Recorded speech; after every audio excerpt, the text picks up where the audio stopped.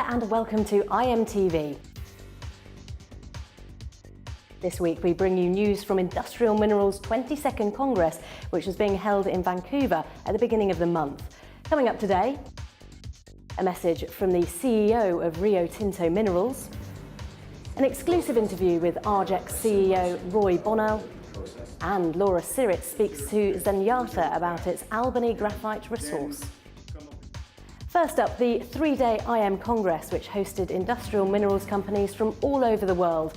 Difficult subjects were broached by many of the IM22 speakers, including the dip in exchange markets, the recession, and the subsequent slowing of demand. IM caught up with Rio Tinto CEO Xiaoling Liu, who said her company believed in the future of industrial minerals. It was this time 2 years ago that Xiaoling joined Rio Tinto Minerals. At the time, she said the company wasn't shying away from industrial minerals. In April, she reaffirmed this. Mainly, we believe that the fundamentals for industrial minerals are very strong because of the natural human desire for a better lifestyle. Urbanisation and a growing infrastructure will lead this. This is true everywhere, but particularly in China. This is good news for the industry. The key message from the Congress was that innovation will be the key to driving growth in the industry in the near future. Editor Siobhan Lismore-Scott caught up with Argex at the sidelines of the conference to talk about the company's TiO2 process and whether or not the company was concerned about falling prices. Well, obviously, you'd like to sell your product at the highest price possible, but the only sustainable strategy in a commodity market is to be the lowest cost producer.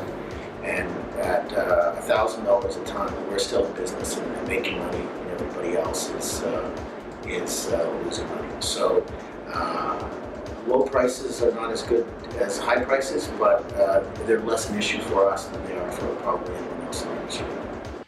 Now to TSX-V listed Zenyatta Ventures, which recently divulged some of its plans for the ongoing development of its Albany hydrothermal graphite deposit in Ontario, Canada.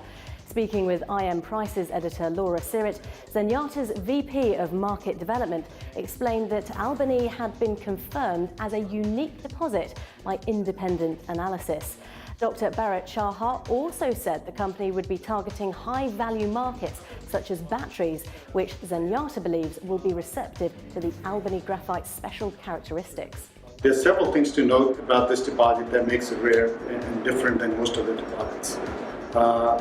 Basically, it's the purity of the material, simple mineralogy, and the size of the resource. And obviously you've been studying the deposit for quite some time now, and you've got a good idea of the surface characteristics and the crystallinity of the deposit. So have you got any ideas now of what hydrothermal graphite can be used for?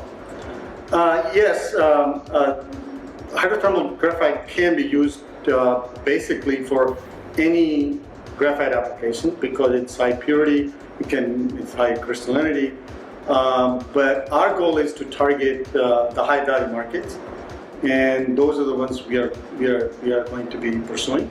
For example, lithium-ion battery anode material for lithium-ion batteries, bipolar plates for fuel cells, and nuclear reactors. Where there's a lot of graphite used today, but the next generation nuclear reactor, like the pebble bed reactors, where the graphite quality, the purity, and crystallinity is very important.